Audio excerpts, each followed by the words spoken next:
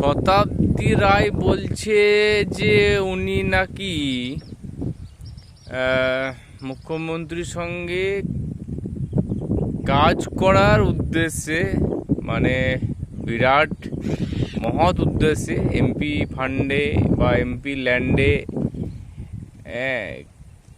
বিরাট একটা কাজ করার স্বার্থে মুখ্যমন্ত্রীর সঙ্গে বৈঠক, মুখ্যমন্ত্রীর সঙ্গে সাক্ষাৎ, এবং মুখ্যমন্ত্রী আশ্বস্ত করেছে যে হ্যাঁ, কাজ মানে বিপুলভাবে হবে, কোনো সমস্যা হবে না।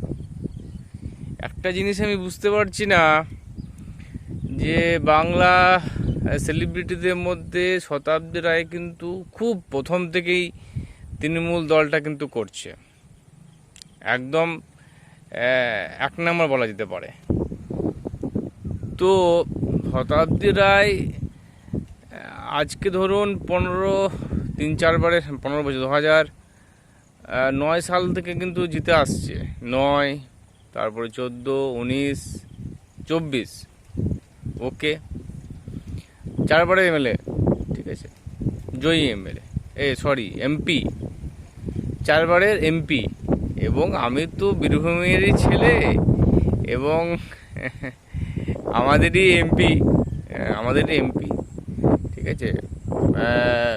আমাদের ধরুন বীরভূম ডিস্ট্রিক্টে 2টো সংসদ পদ আছে, একটা বোলপুর, একটা বীরভূম।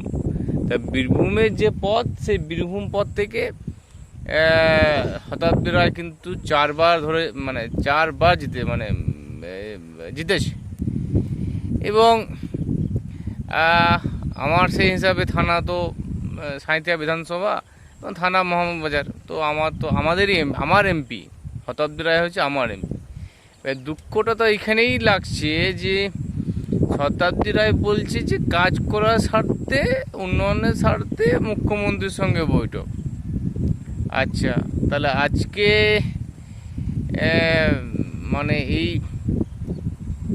কি বলবো, হাসিও লাগছে। এত বছর ধরে থাকা একটা পদে তাহলে আপনি কি কাজ করেননি? আপনার কি সন্দেহ আছে? আচ্ছা, যদি কাজ আপনি করেননি, তাহলে আপনি এমপি পদটা ধরে রেখেছিলেন কেন? ইস্তফা দিন যদি কাজ করতে না পারছিলেন। তাহলে আপনি নিজের পদটা ধরে রেখেছেন, বারবার নিজের জায়গাটা ধরে রেখেছেন, কিন্তু আজকে অভিযোগ যে কাজ করার স্বার্থে। দেখুন, শতাব্দী রায় সম্পর্কে বলতে গেলে আমি এটুকুই বলবো যে বিশেষ যে বিরাট কাজ হয়েছে তা হয়নি, কিন্তু শতাব্দী রায়ের আমলে যে একেবারেই কিছু হয়নি তা কিন্তু নয়। বীরভূম ডিস্ট্রিক্ট কিছুটা হলেও তার সংসদ যে এলাকা, সেই এলাকায় কিছুটা করেছে, অনেক কিছুই করেছে। শতাব্দী রায়ের তো কোনো দুর্নীতি আমি তো অন্ততপক্ষে দেখিনি। আমি তো শতাব্দী রায়কে কি বলবো, আমাদের এমপি হওয়ার স্বার্থে মোটামুটি অনেকবার দেখেছি, এক হাত দূর থেকে দেখেছি, অনেক দেখেছি, যেখানে সেখানে শতাব্দী রায়কে দেখেছি ভোটের প্রচারে।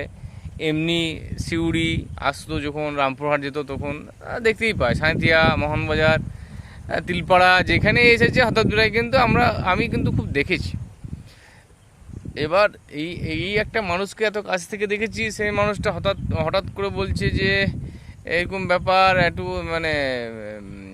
এনডিএকে একটুকু সাপোর্ট করা বা বিজেপিতে একটুকু ঢেলে পড়া, এই যে ঘটনা ঘটছে, সেইগুলো নিয়ে আমি বলছি যে আপনার যদি কাজ নাই করতে পারছিলেন, তাহলে আপনি পদে ছিলেন কেন? আমাদের ভোটটা, আমি যেমন শতাব্দী রায়কে 2024 সালে ভোট দিয়েছি, ঠিক আছে। অপোজিশন পার্টি সেভাবে কোনো স্ট্রং ছিল না, ঠিক আছে।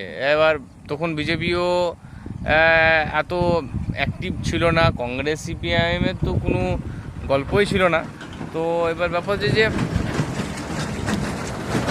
শতাব্দী রায়কে আমরা কিন্তু বারবার ভোট দিয়ে আসছি।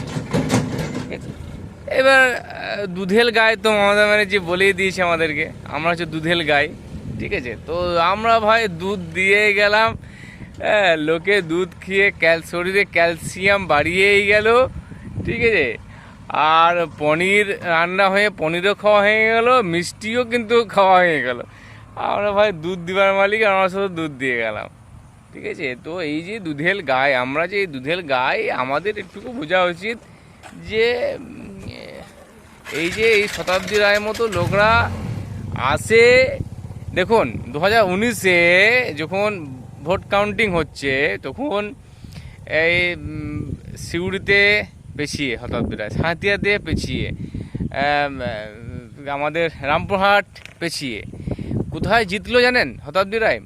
যখন হাসন, মুরারয়, তারপরে নলহাটি, যখন এই চাতরা এইগুলো যখন খুলতে লাগলো, তখন শতাব্দী রায় জিততে লাগলো।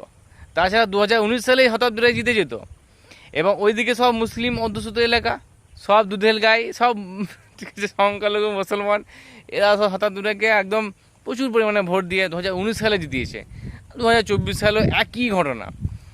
তো এই যে এক শ্রেণীর মানুষ কোনো এমএলএ এমপিকে যখন নির্বাচিত করে, তারপর হঠাৎ করে তার যখন মুখোশটা চেঞ্জ হয়ে যায় না, তখন খুব দুঃখ লাগে।